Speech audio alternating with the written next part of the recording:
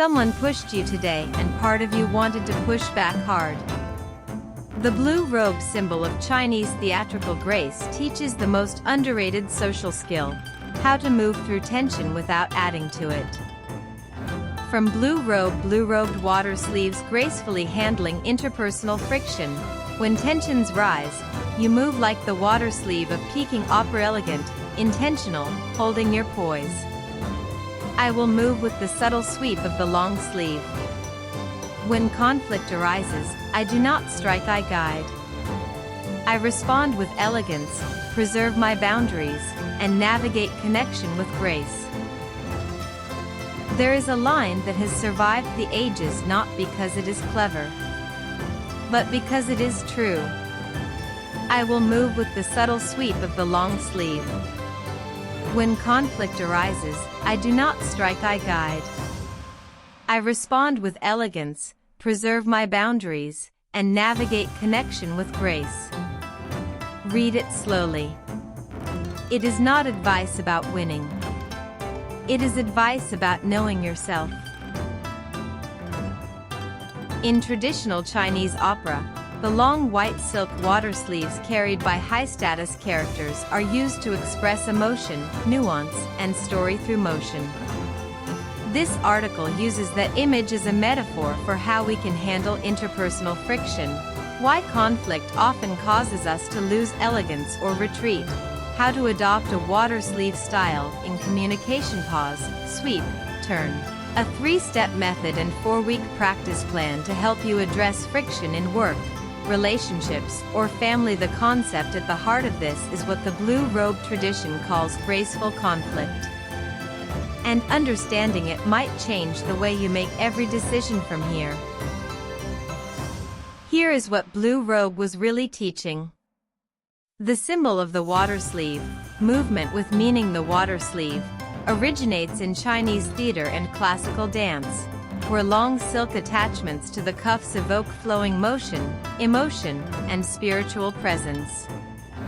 In the metaphor for interpersonal conflict, your sleeve is your mindset, your posture, your gesture. The way you respond is your performance. This is not self-help.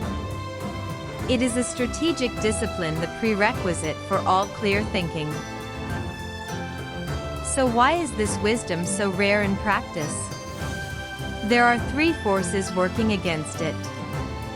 The first reason why interpersonal friction often feels ugly or out of control. The second reason, because we react first and reflect later, crippling our grace.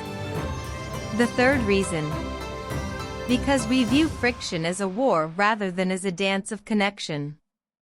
These 3 forces reinforce each other, and together, they keep most people permanently out of focus. Here is the method this wisdom points toward. 3 steps. Step 1. Pause. When your conversation shifts, your tone rises, or you sense tension building, stop. Take a breath. Ask, what do I really want to say? What is my need in this moment? Example, in the meeting I was interrupted. Instead of snapping back, I paused and observed their expression. Step 2. Sweep. Rather than a defensive word or raised voice, choose a motion of clarity, a calm "I heard you," a subtle gesture, a collected posture. Example, I say, I'd like to understand your concern, then sit with an open gesture. Step 3. Turn. After the gesture or phrase, propose next step or mutual path. Shall we discuss how to move forward? Example, would you join me for 10 minutes to refine our workflow? I want us to succeed together.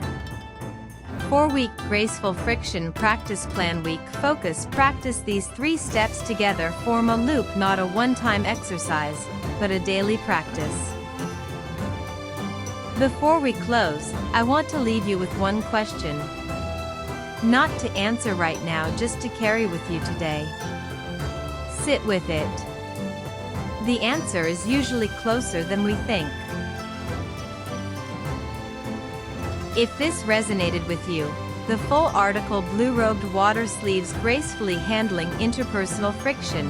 When tensions rise, you move like the water sleeve of Peking Operaelegant, intentional, holding your poise, is linked below.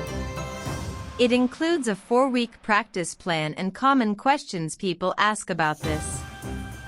Subscribe if you want more of this kind of ancient wisdom, made useful for modern life. See you in the next one.